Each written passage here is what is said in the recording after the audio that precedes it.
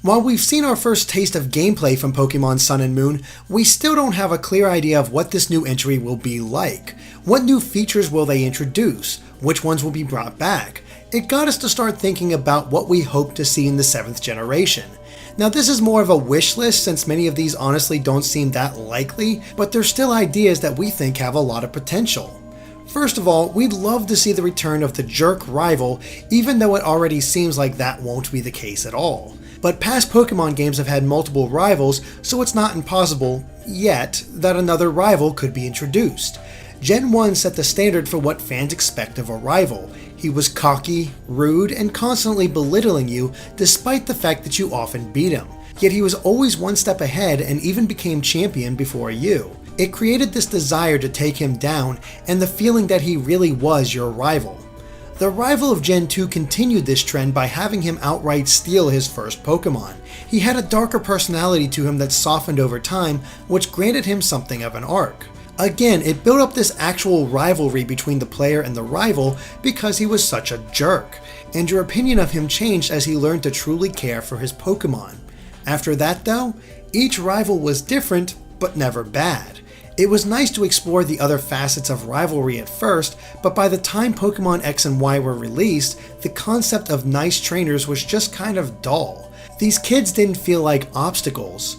Though they were supposed to represent other aspects of Pokemon trainers, they ended up feeling like leeches on our journey that added nothing. A return of a true jerkish rival in Sun and Moon could help solve that problem. After all, you just arrived in this region. Who are you to think you could immediately become champion? It should be this theoretical rival who has always dreamed of being champion of Alola and will do anything to achieve that goal. Meanwhile, the boy we've already seen is someone more willing to welcome your arrival. A friend that doesn't care about things like that and just wants to have fun exploring the region and meeting Pokemon.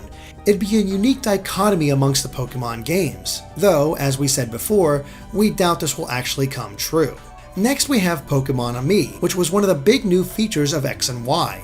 Interestingly though, it didn't return for the Ruby and Sapphire remakes, though that's probably because they were remakes. We wouldn't be surprised if Pokémon Ami makes a return in Sun and Moon, and if it does, we hope it's expanded significantly.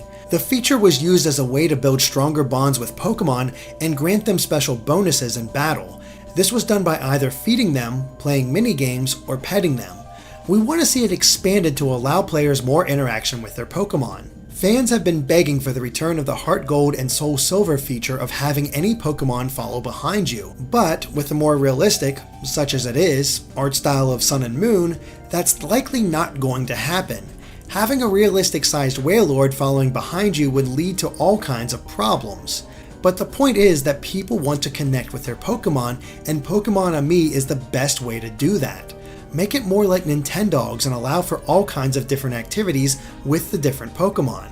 Expand the minigames to keep us coming back. Maybe even introduce silly concepts like a dancing game that has a luau theme. This is based on Hawaii after all.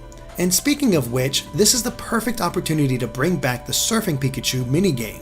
There's so much they could do to keep fans connected with their favorite Pokemon while still keeping the benefits of Pokemon Ami for the standard gameplay. And speaking of interacting with Pokemon, we hope the return and expansion of Pokemon contests in Omega Ruby and Alpha Sapphire signifies that they'll be put to better use in Sun and Moon if they return. So far in the games they've been limited to just Hoenn and Sinnoh, but the anime has expanded them to most regions in various evolved forms, most recently with Pokemon showcases. However, we want to focus on their inclusion in the Ruby and Sapphire remakes, where a subplot was introduced that helped us care, even if it was just a little, about this side content. So we want to see contests return in some form with even more meaning.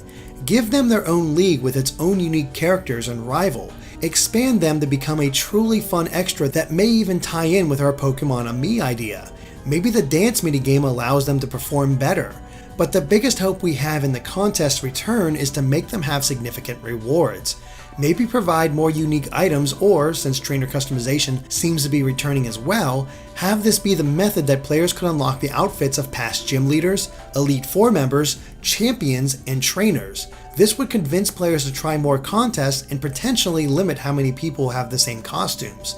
Even better is if each was a set of clothes you could wear so you could mix and match. Strangely, our next hope is both the simplest and most complex. We hope competitive battling is truly opened up in Sun and Moon. Namely, we want the option to either create offline tournaments with a group of friends, or for Pokemon to have an online tournament feature in the game itself, much like Mario Kart 8. But this is a tricky outlook because of the length some Pokemon battles can last.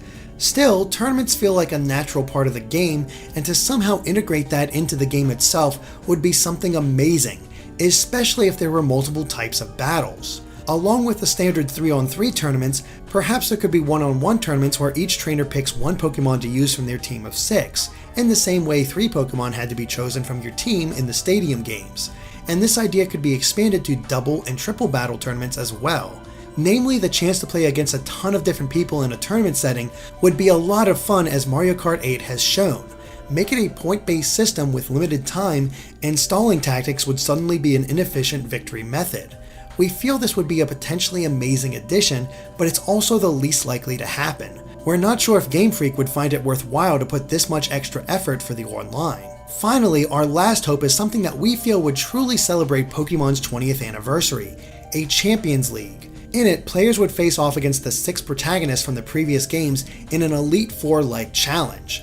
Everyone remembers the fight against Red in Gold and Silver. His Pokemon were strong, smart, and offered up a real test for fans who wanted to do it all. Plus, it was just plain surreal to face off against a character who you played as in the previous game. And that's why a final showdown with everyone who came before would be so incredible. But it's not without its complications.